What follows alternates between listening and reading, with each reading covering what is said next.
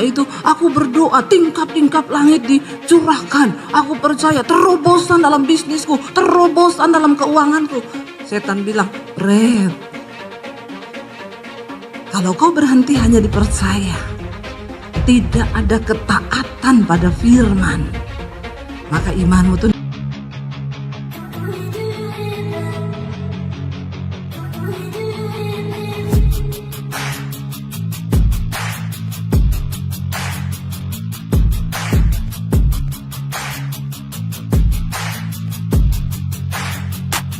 Selamat datang di channel Bela Kebenaran. Kami hadir untuk memberikan informasi opini dan atau fakta terhadap situasi yang sedang terjadi. Mari dukung channel ini dengan cara menekan tombol subscribe dan bunyikan loncengnya. Terima kasih.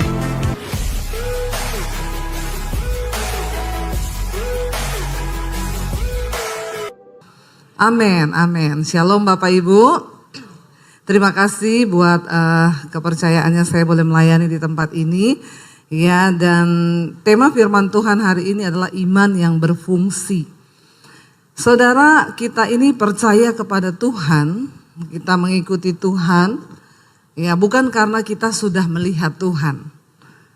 Ada yang sudah pernah ketemu Tuhan Yesus di sini face to face, melihat Yesus seperti pada murid-muridnya dulu di Israel? Tidak ada kan? Yang belum pernah lihat Tuhan Yesus angkat tangan. Yang sudah pernah lihat, karena masih ada yang enggak angkat tangan, yang bingung angkat kaki. Iya, saudara, saya percaya kita hari ini percaya kepada Yesus. Bukan karena kita sudah melihat Dia. Alkitab berkata, sekalipun engkau belum pernah melihat Dia dengan mata, tapi engkau percaya kepada Dia. Itu yang namanya iman. Amin. Ya, kita beriman kepada Tuhan bukan karena kita sudah melihat Dia, tapi karena kita percaya bahwa Yesus adalah Tuhan dan Juru Selamat. Kita baca dulu ayat yang ke Ibrani 11, ayat yang pertama mulai saudara. Ya, jadi sayang kalau kita ini punya iman, tapi iman itu mati dan tidak berfungsi. Dan itu yang saya lihat banyak dalam kehidupan orang Kristen. Mereka setiap hari duduk di gereja, ya, tapi iman itu tidak berfungsi sama sekali. Ketika menghadapi masalah mereka stres, ketika menghadapi pergumulan mereka tertekan, ya bahkan banyak yang terlilit dengan pinjol, ya karena imannya mati, saudara. Ibrani 11 ayat yang pertama, firman Tuhan berkata begini, iman adalah dasar dari segala sesuatu yang kita harapkan dan bukti dari segala sesuatu yang tidak kita lihat. Sekali lagi kita baca bersama 1, 2, 3. Iman adalah dasar dari segala sesuatu yang kita harapkan dan bukti dari segala sesuatu yang tidak kita lihat. Jadi iman ini luar biasa karena dalam iman ada dua unsur, harapan dan bukti. Ya, ini susah. Tapi kalau kita sudah mengerti dan mempraktekannya, ini luar biasa saudara. Di dalam iman ada harapan kita, tapi dalam iman juga ada bukti yang belum kita lihat. Tapi kita percaya, karena itu ya susah-susah gampang memang. Kita lompat Ibrani 11 ayat yang ke-6 saudara. Baca bersama Ibrani 11 ayat yang ke-6. 1, 2, 3. Tetapi tanpa iman tidak mungkin orang berkenan kepada Allah. Sebab barang siapa berpaling kepada Allah, ia harus percaya bahwa Allah ada dan bahwa Allah memberi upah kepada orang yang sungguh-sungguh mencari Dia. Ayat ini jelas sekali berkata, tetapi tanpa iman. Ya, tanpa iman tidak mungkin orang itu berkenan kepada Allah.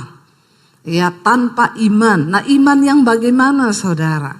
Ya, dikatakan sebab barang siapa yang berpaling kepada Allah, melihat kepada Tuhan, percaya kepada Tuhan, dia harus percaya bahwa Allah itu ada. Lucu ayat ini. Dikatakan tanpa iman tidak mungkin orang berkenan kepada Allah. Dan barang siapa berpaling kepada Allah, ia harus percaya bahwa Allah ada. Ternyata banyak orang yang sudah berpaling kepada Tuhan, melihat kepada Tuhan, percaya kepada Yesus, tapi gak sungguh-sungguh percaya bahwa Tuhan itu ada. Karena itu saya sering mendengar dari mulut orang Kristen ketika mereka konseling, Bu, apakah Tuhan itu ada? Ya, ternyata banyak orang yang duduk di kursi gereja setiap hari Minggu percaya, mengaku percaya Tuhan, bahkan melayani Tuhan. Ya, tapi ternyata mereka tidak sungguh-sungguh percaya bahwa Tuhan itu ada. Makanya tidak banyak yang mengalami mujizat dalam hidup mereka. Dan dikatakan di sana Allah itu memberi upah loh kepada orang yang sungguh-sungguh apa?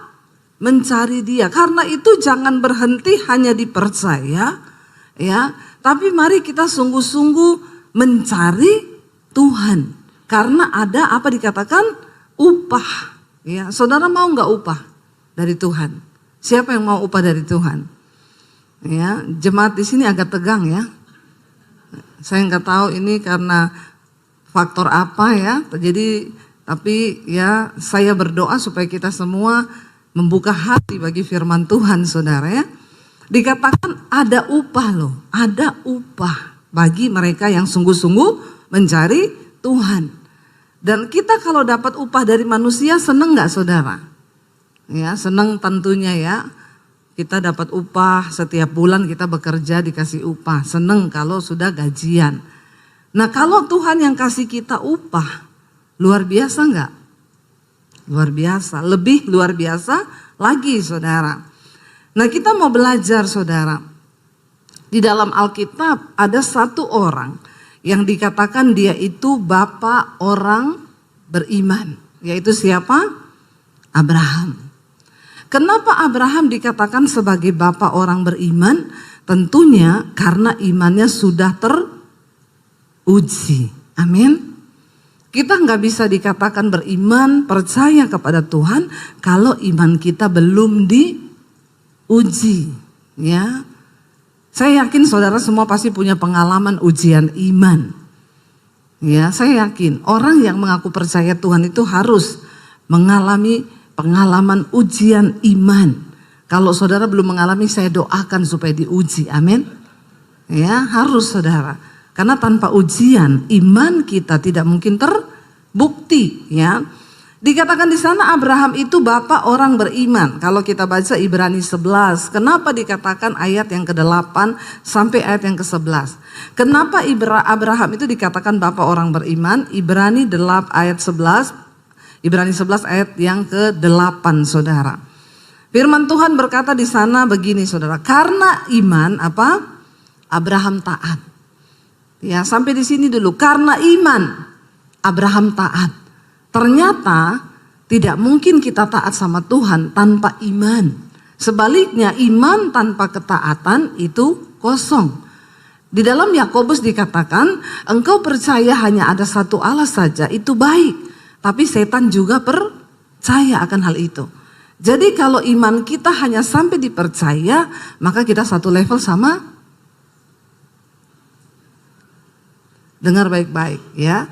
Yakobus berkata, engkau percaya hanya ada satu Allah saja, itu baik. Tapi setan juga percaya akan hal itu. Jadi kalau level iman kita hanya sampai dipercaya, berarti kita satu level sama setan. Ya, enggak usah takut-takut bilang satu level sama, bilang kanan kirimu, jangan-jangan kamu satu level loh sama setan. Ya, kalau kamu cuma punya iman tok, percaya tok sama Tuhan. Maaf, jangan sombong. Anda duduk setiap minggu di gereja sini, ya, jangan sombong. Masih banyak orang Kristen yang satu level imannya sama setan. Karena hanya berhenti di percaya. Ya, kita percaya pada Tuhan, setan juga percaya. Jadi apa bedanya kita sama setan? Kalau kita hanya berhenti di percaya. Abraham dikatakan orang bapak orang beriman, kenapa? Karena dikatakan karena iman Abraham taat. Apa itu taat? T-A-A-T. Tidak ada alasan titik. Amin. Bilang kanan kirimu, taat. Ya. Setelah kita beriman, kita harus masuk ya pada yang namanya ketaatan. T-A-A-T. Tidak ada alasan titik. Nggak usah tanya. Karena iman Abraham taat. Sudah nggak ada alasan. Titik, percaya aja sama Tuhan. Ketika apa? Ia dibaca Alkitab ya. Ayat ulang lagi. Karena iman Abraham taat ketika ia dipanggil untuk berangkat ke negeri yang akan diterimanya menjadi milik pusakanya. Lalu ia berangkat dengan tidak mengetahui tempat yang ia tuju. Saya mau tanya, negeri itu sudah diterima belum? Ya, sudah dilihat belum? Tetapi Abraham taat. Kalau Abraham tidak berangkat, dia lihat nggak negeri itu? Nah, kalau dia meragukan Tuhan dan tidak percaya ketika disuruh berangkat, karena mungkin dia takut, karena memang belum dilihat, ya, lalu dia memutuskan untuk tidak berangkat. Kira-kira Abraham melihat nggak negeri yang luar biasa itu? Nah, di sini saudara, banyak orang Kristen tidak pernah melihat janji Tuhan karena mereka tidak berani taat melakukan apa yang Tuhan suruh. Jangan berhenti, tetapi masuk di dalam ketaatan. Zaman Abraham dipanggil ini saudara, belum ada Google Map. Ya, belum ada peta. Jadi Tuhan tidak kasih tahu kemana. Kalau ada peta, ada Google Map, enak. Nanti saya Sherlock ya kata Tuhan. Ya, kamu tinggal ikuti aja 500 meter belok kiri. Ya, 1000 meter belok kanan. Ya, di depan ada polisi. Kan enak ya dikasih tahu sekarang ya. Google Map itu pokoknya maha tahu saudara. Ya, tetapi persoalannya ketika zaman Abraham belum ada peta, belum ada Google Map. Apa yang menjadi dasar dia memperoleh janji Tuhan? Karena iman. Karena imannya hidup. Orang Kristen sekarang banyak imannya mati. Ya, bahkan mungkin tidak mati, tapi sekarat, nggak hidup, nggak mati. Imannya setengah mati. Orang yang punya iman setengah mati tidak mungkin bisa melihat janji Tuhan. Karena kau berhenti dipercaya. Ya, tapi orang Kristen tuh kalau nyanyi itu doa luar biasa. Aku percaya pintu-pintu surga terbuka. Kayak iya oh. Ya, setan yang dengar juga ketawa saudara ya. Maaf aja ya, lu aja nggak taat sama Tuhan. Kok bisa berdoa begitu? Saya suka ketawa kalau dengar orang Kristen tuh doa kayak iya oh. Ya, setan bilang kok kayak iya oh. Ya, doanya itu aku berdoa tingkap-tingkap langit dicurahkan. Aku percaya terobosan dalam bisnisku, terobosan dalam keuanganku. Setan bilang, "Pret.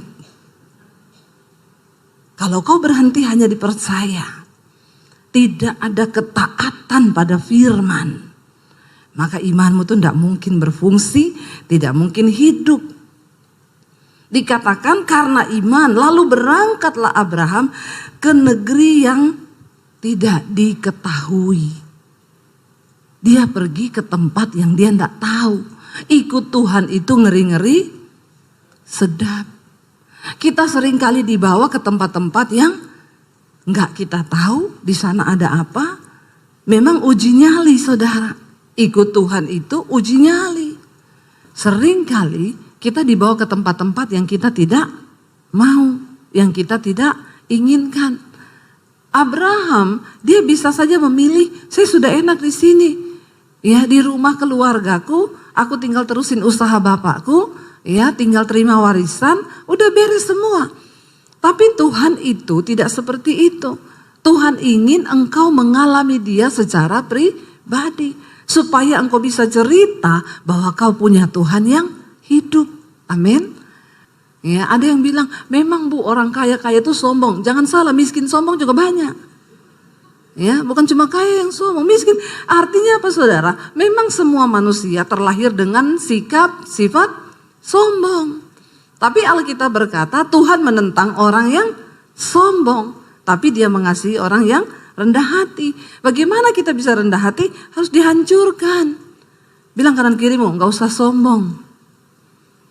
Ya, jangan sombong. Tapi harus mau dibentuk Tuhan. Saya doakan nih yang masih sombong-sombong biar dihancurkan Tuhan. Ikut Yesus itu tidak enak. Kalau kau bilang ikut Yesus itu enak, berarti kau belum sungguh-sungguh ikut Yesus. Orang yang sungguh-sungguh ikut Kristus, ikut Tuhan, itu akan berkata, tidak enak. Kenapa? Ada daging yang harus dihancurkan. Ada ego yang harus dimatikan. Ada kesombongan yang harus direndahkan. Dan ikut Tuhan itu tidak enak. Orang memperlakukan kita tidak adil. Kau tidak boleh balas. Enak enggak?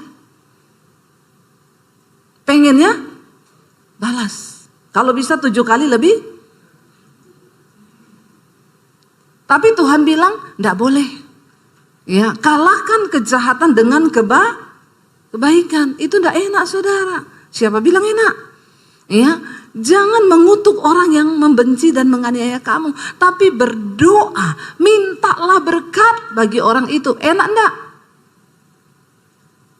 Ya, ada yang bilang enak, pret. Enggak enak. Siapa bilang enak? Saya mau tanya, siapa yang sudah pernah melakukan berdoa bagi musuhnya yang paling engkau jengkel dan engkau bilang Tuhan berkati dia. Tolong angkat tangan. Yang sudah pernah melakukan itu, ambil sepeda di bawah. Nggak tahu sepedanya siapa, ambil aja. Ya, berat saudara, berat. Dan banyak orang Kristen yang tidak mampu melakukan hal itu. Dia berdoa sih buat musuhnya. Tuhan, aku berdoa. Kalau kau yang balas, pasti lebih hebat. Ya apa ya? Ya, doa sih doa. Kau berdoa buat musuhmu. Iya, saya doakan terus musuh saya. Doanya apa? Aku tidak bisa balas Tuhan. Tapi kalau Tuhan yang balas, lebih parah. Bertobat. Nggak enak ikut Tuhan itu, nggak enak. Iman itu kalau saya gambarkan selalu saya bilang seperti roket. Roket itu kalau diarahkan, diluncurkan keluar angkasa, dia harus full power dari bawah. Karena dia harus melawan gaya gravitasi bumi, atmosfer bumi. Tapi ketika dia sudah menembus atmosfer bumi, dia nggak perlu power lagi. Dia tinggal melayang, mengorbit, mengudara, melakukan tugasnya. Tapi memang banyak roket yang tidak kuat sehingga meledak di udara. Kekristenan seperti itu. Kalau kau mau mencapai perkenanan Tuhan, ya kau harus full power. Mencari Tuhan. Tidak enak. Bahkan banyak yang akhirnya meledak. Kepahitan, kecewa, meninggalkan Tuhan, ya, menyangkal Yesus banyak, ya. Tapi kalau kau sudah mencapai perkenanan Tuhan, itu enak saudara. Abraham ketika dipanggil meninggalkan keluarganya itu tidak enak. Banyak pemikiran, apalagi dia seorang pria, bapak, kepala keluarga. Dia akan berpikir, gila ya, saya udah hidup enak di sini. Saya sudah punya ternak, kekayaan, nyaman, aman. Karena semua manusia itu menyukai zona nyaman. Dan musuh terbesar iman adalah zona nyaman.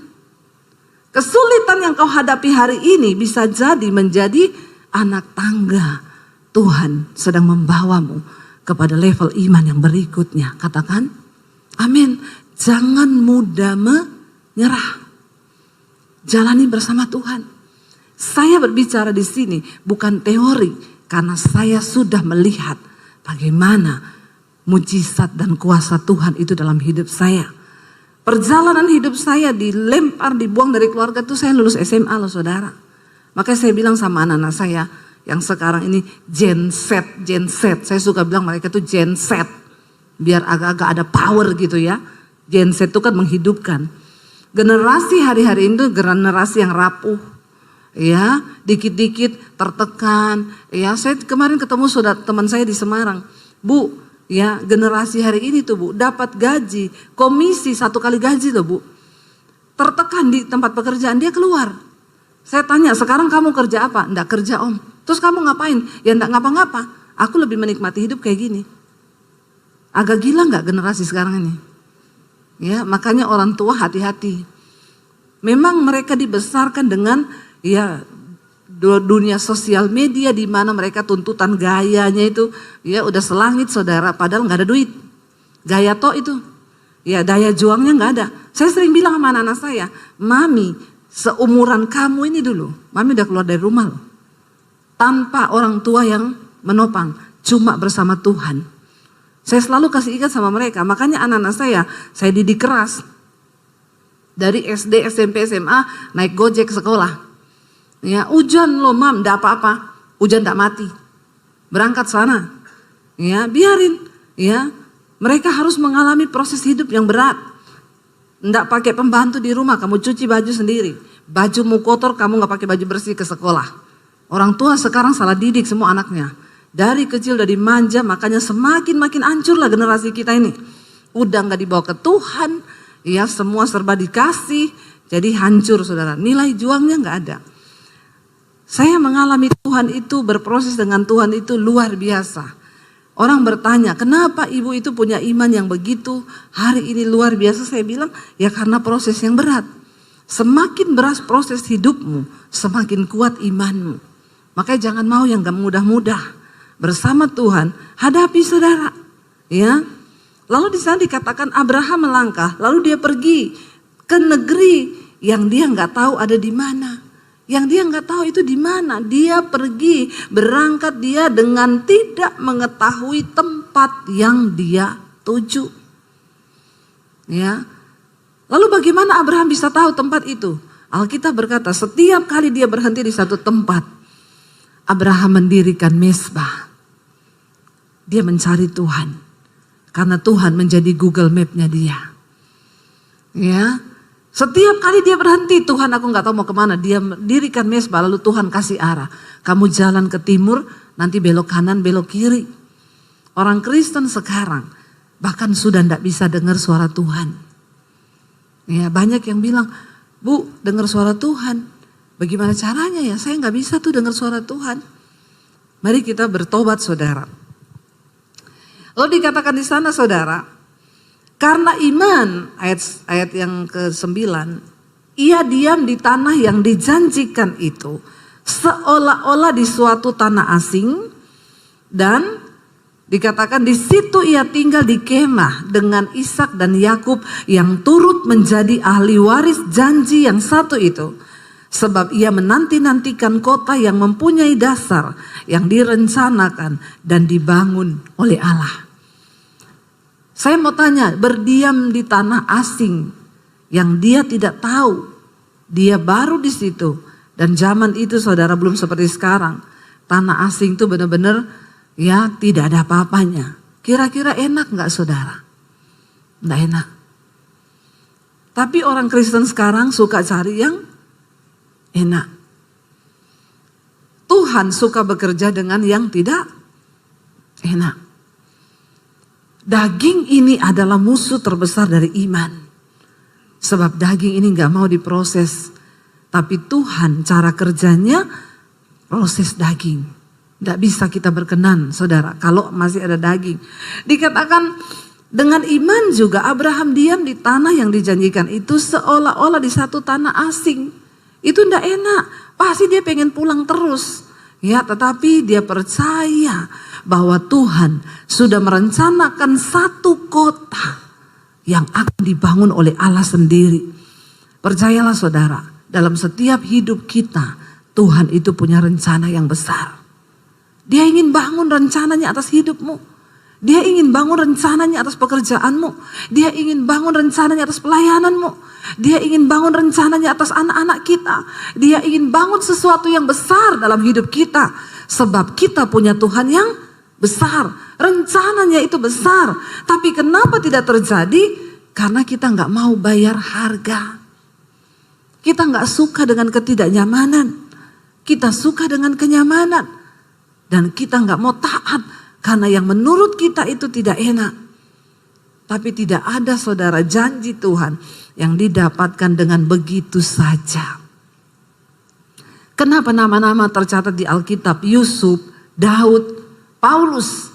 Karena mereka adalah orang-orang yang membuktikan perjuangan iman mereka. Dan mereka keluar sebagai pemenang-pemenang. Enggak ada cerita Alkitab yang enak. Ya, tidak ditulis begini, maka mimpilah Yusuf. Ketika Tuhan memberi mimpi kepada Yusuf, Tuhan akhirnya Yusuf cerita kepada saudara-saudaranya. Lalu saudara-saudaranya akan membunuh Yusuf. Lalu Tuhan kutuk saudara-saudaranya mati semua. Begitu ceritanya? Kagak. Ceritanya saudara-saudaranya ambil Yusuf, mereka mau bunuh, mereka ikat, lalu mereka buang ke sumur. Kok kelihatannya rencana Tuhan begitu ya? Kok kelihatannya Tuhan jahat ya? Kok kelihatannya orang yang berkenan kepada Tuhan itu seolah-olah disiksa, dianiaya, direndahkan, ya? Sebab tidak pernah akan ada kemuliaan tanpa salib. Ya kan bisa Tuhan bikin ketika keluarganya mau bunuh dia, tiba-tiba halilintar datang, lalu menyambar keluarganya mati semua. Kan kita lebih suka ya nonton yang kayak begitu, ya Pak ya? Ya kita banyak nonton film yang selalu pemeran utamanya itu menang, ya. Tapi Tuhan cara kerjanya nggak begitu. Dan yang masalah di sini Tuhan nggak kasih tahu sama Yusuf tentang rencananya. Tuhan cuma kasih dia mimpi. Coba kalau Tuhan kasih tahu sama Yusuf, Yusuf tenang, aku akan kasih kau mimpi. Nanti ketika kau cerita mimpi itu, keluargamu iri, lalu mereka mau bunuh kau. Tapi tidak usah takut, nanti kau akan dibuang ke sumur, lalu akan ada saudagar yang ambil kau dari sumur. Lalu dia bawa kau ke Mesir, sampai di Mesir nanti kau jadi budaknya. Lalu kau akan diangkat di rumah Potifar. Setelah itu istri Potifar akan ganggu kau. Tapi tenang Yusuf, memang kau akan dipenjara. Tapi justru di penjara itulah kau akan ketemu dengan pencampur minuman raja, karena penjara akan menjadi jalan bagimu untuk bisa masuk ke istana Raja Fir'aun. Tuhan kasih tahu gitu nggak? Kalau dikasih bocoran, enak nggak? Enak toh. Yusuf akan yes. Kapan aku di penjara ya? Kapan ya? Kok belum ya? Kok belum difitnah ya? Kok belum digoda ya sama istri Potifar? Itu yang namanya iman. Percaya saja bahwa apa yang Tuhan buat di hidup kita itu indah. Masalahnya memang di sini Tuhan sama manusia itu beda tipis. Tuhan maha tahu, manusia sok. Bilang kanan kirimu, jangan sok tahu. Ya, wes ini nggak enak nih, males saya, nggak mau saya jalani. Kenapa? Nggak enak. Tuhan itu suka yang tidak enak. Ya, Tuhan nggak kasih tahu sama Yusuf. Tuhan gak kasih tahu sama Daud ketika dia mau dibunuh sama Saul. Tuhan gak kasih tahu endingnya. Tapi orang-orang ini tercatat namanya di Alkitab. Karena dengan iman mereka percaya bahwa rancangan Tuhan tidak pernah gagal. Dengan iman mereka percaya bahwa rancangan Tuhan tidak pernah salah. Sekalipun berurai air mata, sekalipun berat, sekalipun sakit, ada daging yang tergoyang, ada ego yang dihancurkan, itu tujuan Tuhan. Kenapa masalah diizinkan terjadi? Supaya kau benar-benar menyerah dan pasrah kepada Tuhan. Tuhan gak kasih tahu Abraham endingnya bakal seperti apa, ya.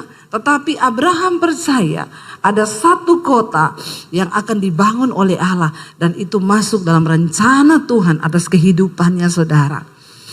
Percayalah apa yang kau hadapi hari ini itu ada rencana Tuhan yang indah saudara. Ya dikatakan di sana ayat yang ke-11, coba kita baca Ibrani 11 ayat 11.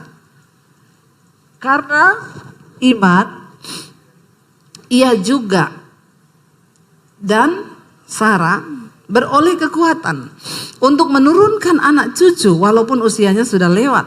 Karena ia menganggap dia yang memberikan janji itu setia. Secara manusia Abraham sudah tua, istrinya sudah menopause, tidak mungkin bisa punya anak. Tapi satu hal yang mereka percaya, bahwa Tuhan yang berjanji itu adalah Tuhan yang setia. Saudara, saya mau tutup dengan kesaksian. Saya dikasih dalam Lukas pasal yang ke-7, Yesus berkata begini, di hari-hari yang terakhir tuaian memang banyak, tapi pekerja itu sedikit. Karena itu mintalah kepada Tuhan yang mempunyai tuaian itu supaya dia kirim pekerja. Dari situ ketika Tuhan jawab saya, Tuhan bilang, kamu tidak boleh buka gereja. Kamu persiapkan para penuai di hari-hari terakhir ini. Saya tanya sama Tuhan, maksudnya Tuhan apa? Buka sekolah misi. Kamu harus bangun sekolah misi. Sekolahin gratis orang-orang yang gak mampu untuk jadi hamba Tuhan. Saya bilang, Tuhan, saya ini bukan orang kaya. Saya ini bukan orang pinter. Saya gak punya titel STH, MTH, HHH, banyak begitu. Kenapa Tuhan suruh saya? Tuhan bilang, aku gak cari orang pinter, aku gak cari orang kaya. Tapi aku cari orang yang punya iman. Karena hanya dengan iman, semua proyekku di bumi ini akan terjadi. Lalu kami diberkati Tuhan, saya sisihkan sebagian berkat untuk cari tanah. Saya dan suami kalau pelayanan ke Surabaya kami naik mobil. Kami cari tanah di daerah Tawangmangu, saya cari daerah dingin ya supaya dekat gunung, dekat Tuhan lah ya. Kalau sekolah Alkitab di kota itu dekat mall. Nanti hamba Tuhannya jadi hedon. Ya, bukan dekat Tuhan. Kalau dekat gunung dia bangun pagi lihat gunung, lihat Tuhan gitu kan. Akhirnya saudara, kami cari di daerah Karanganyar, Tawangmangu sana. Ada yang izinnya dapat, tapi harganya mahal. Ada yang harganya dapat, izinnya nggak dapat. Lalu saya bilang sama Tuhan, Tuhan, aku sudah melangkah dan aku mau taat mendengar suaramu loh, walaupun berat. Tapi kenyataannya begini Tuhan, terserah Tuhan. Tiba-tiba ada seorang bapak telepon, Bu Debbie, saya jemaat ibu di YouTube. Saya dengar ibu mau bikin sekolah misi, iya. Saya punya tanah 4.500 di bawah gunung Bu, tapi di daerah Bandungan, di Semarang.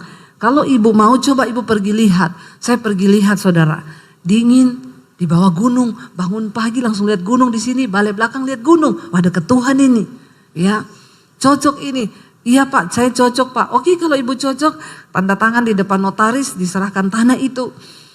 Ya, saya pikirnya tadi paling bangun 500 juta sampai 1 miliar lah. Setelah itu ada orang datang, Bu saya pemborong. Ya saya juga jemaat ibu di YouTube. Saya nanti yang borong, ibu gak usah bayar saya. Bu saya yang bagian desain, saya mau gambar, ibu gak usah bayar saya. Digambarlah saudara. Begitu selesai, saya lihat nilainya. Ya, saudara. Saya bilang, hah? Nggak salah ini? Enggak Bu, sekarang apa-apa mahal. Apalagi habis pandemi. Lalu timbullah pikiran manusia saya bilang sama suami, udah oke Pak, saya oke gambarnya. Gampang lah saya. Gampang kalau saya siaran di YouTube, kasih nomor rekening di situ. Jalan-jalan nomor rekeningnya muter-muter kan. Ya saudara, pembangunan sekolah misi sudah dimulai, saudara bisa menabur ke rekening ini. Ya, suruh jalan-jalan tuh nomor rekening, muter-muter sampai orang pusing lihatnya kan. Ya, lalu suami satu saat tanya, mana nomor rekening yang mau ditaruh? Saya sudah mau tayangkan ini.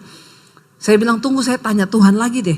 Waktu saya berdoa Tuhan bilang, silakan kamu taruh nomor rekening itu di layar YouTube, tapi aku ndak ikut. Karena kamu sudah seperti Daud yang mencoba menghitung kekuatannya. Mencoba menghitung pasukannya. Padahal Daud tahu dia menang bukan karena kekuatan pasukannya. Tapi karena aku, tangan Tuhan. Kalau kamu taruh nomor itu di YouTube, mungkin kamu dapat sejumlah uang yang kamu butuhkan. Tapi aku gak ada di dalamnya. Saya bilang sama suami saya, gak usah taruh nomor rekening, gak usah. Karena kita sudah komitmen dari dulu tidak bakal taruh nomor rekening di layar YouTube sampai hari ini. Saya bilang kalau kita taruh Tuhan tidak ikut, buat apa kita bangun gedung besar kalau Tuhan gak ada di dalamnya. Sekarang banyak orang bangun gedung besar tapi gak ada Tuhan. Karena bukan kehendak Tuhan tapi kehendaknya sendiri.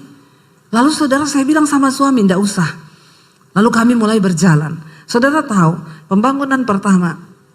Pemborong bilang, Bu tanggal sekian kita peletakan batu pertama, ibu bisa datang, tolong bawa uang pertama 400 juta saja dulu Bu. Oke, saya bilang sama suami, di tangan saya ada uang cash 150 juta, nanti kalau mau pergi kita mampir di rekening, kita ambil di bank, kurang 250 juta.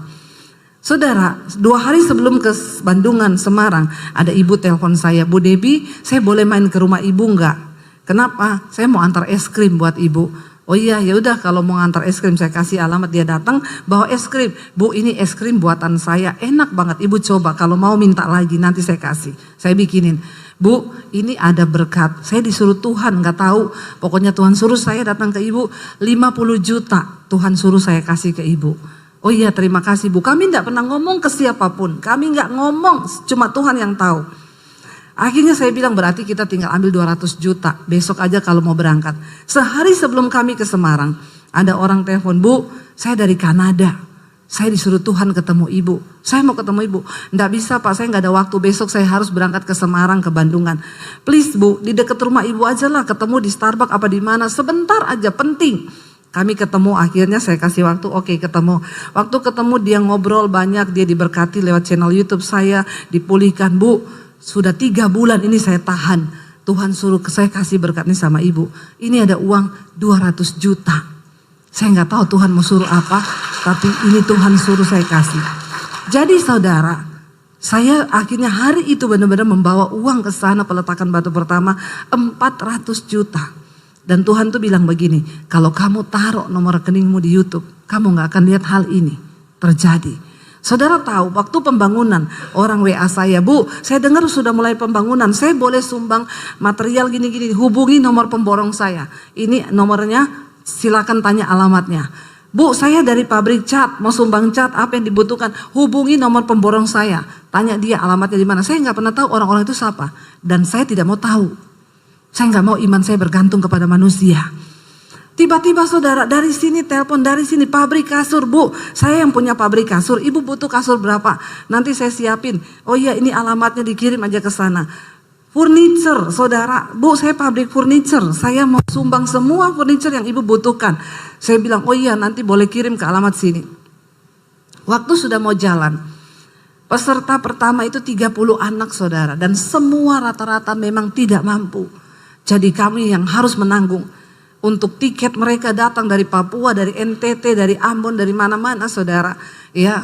Tapi Tuhan tuh luar biasa. Waktu staf saya di sekolah bilang, Bu, kita meeting sebentar. Saya mau kasih tahu ibu, pengeluaran setiap bulan untuk 30 anak itu sekian ratus juta. Saya lihat, ih banyak juga ya. Iya Bu, mereka makan 3 kali.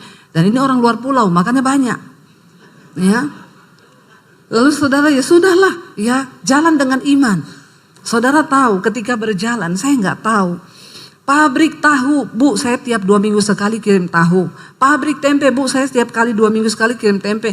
Bu, saya yang punya peternakan ayam, setiap 2 minggu sekali saya kirim telur ayam itu 2 peti. Ya, sayur datang, semua datang. Sampai kadang kita kelabakan, harus bagi ke panti asuhan karena takut busuk saudara. Beras berkelimpahan. Sampai hari ini kemarin saya baru pulang dari Bandungan, peresmian untuk angkatan kedua. Sudah lulus angkatan yang pertama, sekarang masuk angkatan yang kedua. Saya cuma mau bilang sama saudara, saya tidak berteori. Tuhan yang Abraham sembah, Tuhan yang saya sembah, Tuhan yang saudara sembah, Tuhan yang sama. Kalau hari ini pelayanan kami bisa menjadi dampak yang begitu Tuhan pakai dengan luar biasa, itu bukan karena saya hebat. Karena Tuhan kita Tuhan yang hebat. Amin saudara. Mari kita bangkit berdiri bersama.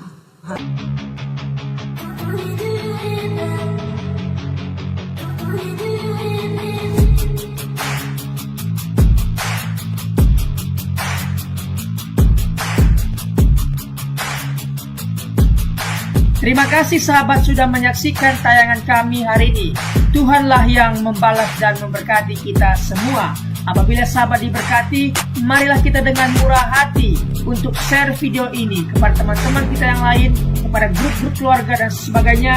Dan jangan lupa meninggalkan komentar di bawah video ini, serta menekan tombol subscribe video kami, sehingga sahabat tidak ketinggalan video-video terbaru dari kami. Terima kasih. Tuhan Yesus memberkati kita semua. Dan dengarkanlah firman Tuhan singkat ini. Mintalah maka akan diberikan kepadamu. Carilah maka kamu akan mendapat. Ketuklah maka pintu akan dibukakan bagimu. Kita harus melakukan sesuatu sampai sesuatu itu akan terwujud atas hidup kita. Minta, cari dan ketuklah maka Tuhan pasti membukakan pintu. Lukas 18 ayat 1. Yesus mengatakan suatu perumpamaan kepada mereka untuk menegaskan bahwa mereka harus selalu berdoa dengan tidak jemu-jemu. Kita berdoa dengan tidak jemu-jemu. Terus minta maka pasti akan diberikan. Tuhan Yesus berkata, karena itu aku berkata kepadamu, apa saja yang engkau inginkan ketika engkau berdoa, percayalah bahwa engkau telah menerimanya dan engkau akan memilikinya. Amini ayat firman Tuhan ini, bahwa Tuhan pasti memberikan segala sesuatu yang kita butuhkan. Semoga Allah, sumber pengharapan, memenuhi kamu dengan segala sukacita dan damai sejahtera dalam iman kamu, supaya oleh kekuatan Roh Kudus kamu berlimpah-limpah dalam pengharapan. Terima kasih. Apabila sahabat ada komentar dan pendapat yang lain terhadap video hari ini, boleh tuliskan komentarnya, pendapatnya di kolom komentar di bawah video ini, sehingga kita boleh diskusi di sana.